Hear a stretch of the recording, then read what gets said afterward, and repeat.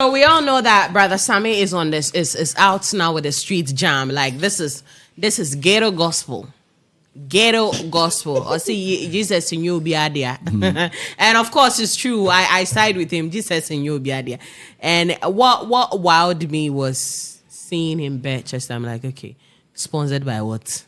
What is sponsoring this bare chest that you are performing? Now this is like real life ghetto. Now, in an interview, he says that churches must stop tagging people with piercing, tattoos, rasta, and all that, as Monsem Fata, if people don't belong to the church. It says you people should rather bring them close. I'll come to you because your hair is I've been a rasta before and I'm close to being again. One thing that I know about this whole thing is, you see, Brother Sammy himself as an artist, he believes there is a way of bringing people close to God.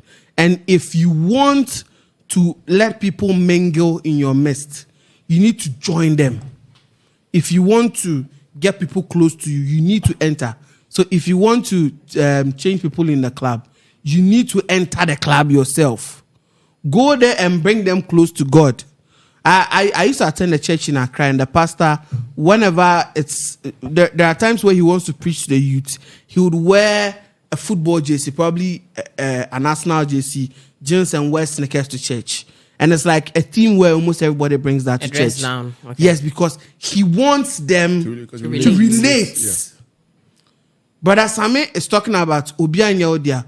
When you pass here and enter the ghettos, how many boys do you see them wearing their shirts on? Baby, now polyamo shirt. So he's trying to bring you close. And the message about how our people see people in society is so bad. I don't know, but yes, so you know what actually sorry to use this tree. Growing up, they've made us feel like if you have dreadlocks, you don't belong. You don't belong. As you sit here, if I have dreadlocks and someone's phone get missing here, everybody will suspect the guy with the dreadlocks. For that one, I'll suspect. You look like a suspect. You understand? So that mentality needs to change. Until it's being changed, we would always feel like, oh, when someone enters church and probably a guy has piercing on, he has a different look. I remember this guy, IRBT, the other guy. I attended church with him. He went on a carnival with his hair blonde. The next one, when he was coming to church, his hair was black. But he could have just, after his event, the next morning, come to church, simple. But because of how people would chastise him, he has to go and change the hair again. Because our society doesn't allow us. Last year, I went to do something at the regional office, and I had my hair twisted. And when I got there, the lady, there was one woman, one very elderly woman there. She was like, please come. Are you Ghanaian? That's the first question I said. Oh yeah, I'm Ghanaian. So, a nice boy. You need you see, Ghana form of more. You need to, trim your hair and look fine. The thing you're coming for, you get it, but please go and look nice. You're a handsome boy. I have a daughter. I would even give my daughter to you. You understand that kind of feel just because of my hair. So I feel it's a societal thing that we need to change.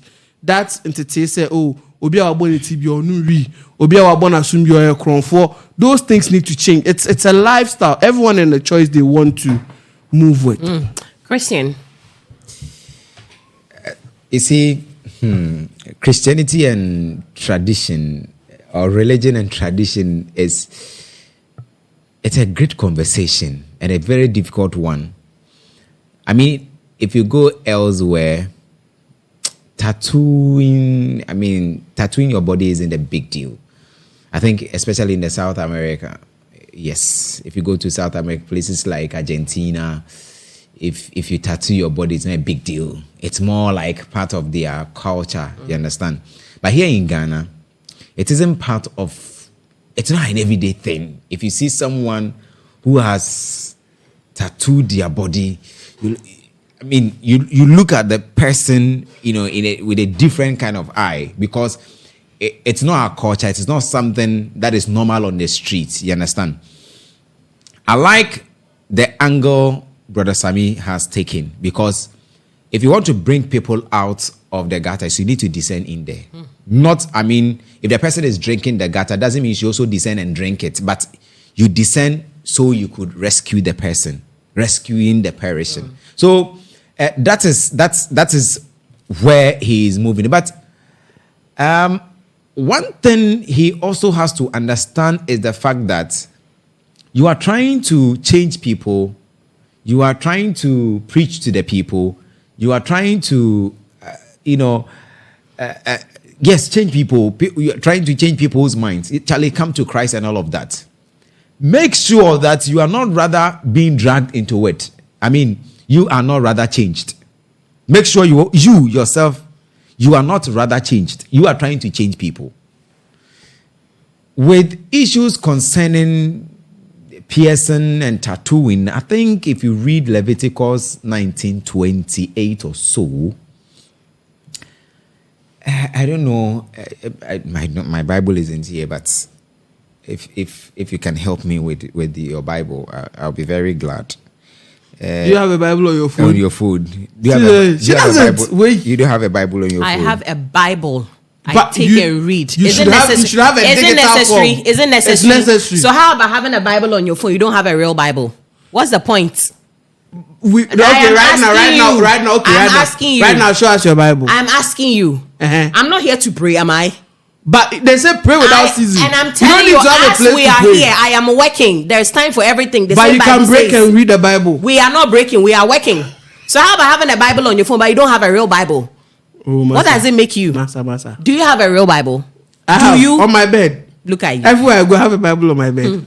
My dear, you quoted. I'm sure our producers will get that on the screen for you. So it talks about tattooing, and I'm trying to marry his words and what the Bible is actually saying. For me, yes, some of these things are very individualistic. You cannot just look at someone who has a tattoo and say that the person is a bad person, or someone who has dreadlocks and say the person is a bad person. No, there are people. You know what happened in Sunyani some time ago, where the guy has been butchering and putting the body and refrigerating the body. I remember that the guy doesn't have dreadlocks. So he never looks like someone who no. The guy, you look at him, he's well dressed and all of that, but look at what he's been doing. Do you know the McCarthy Hill story, Dr. Buckley? You see? Do you know that story? Tell us more.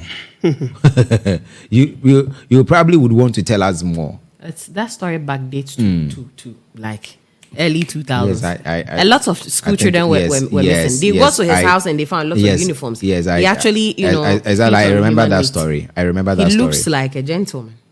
I remember that story. So you cannot just look at someone in dreadlocks or someone who has pierced or who has piercing or someone who has tattoo and I actually love gentlemen with piercing. Yes, so and just conclude that this person is a bad person, he is, and all of that.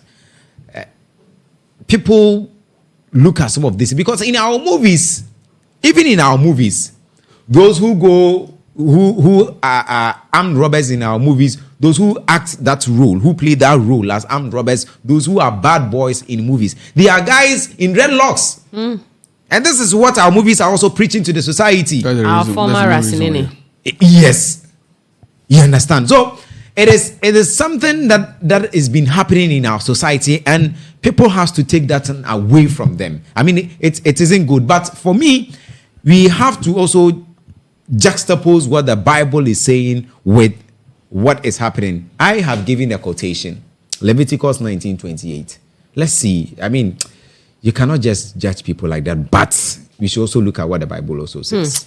That's nice. Mother George, people with dreadlocks, people with tattoos, people with piercing. Brother Sammy says we should not push these people out of the church or make them feel like they are ungodly. That's the reason why I have a street prophet friend, and you know how he behaves. He's one prophet. He normally he's called a street prophet, and he normally go to the ghettos to go and preach. A big shout is going out to you, Prophet Michael Quincy. So when he goes to his church at Accra, you see different kind of people. A lot of people are A welcoming whole there. nipa them there. Yes, only part them. Nipa nyame suro se nipa suro. Is that right? No. So when it comes, what's better Sammy is saying, for me, I just agree. So but where is that guy? He went to South Africa. I think he went to US and he didn't come back. He went to South Africa. He went to South Africa. Said you might be anywhere.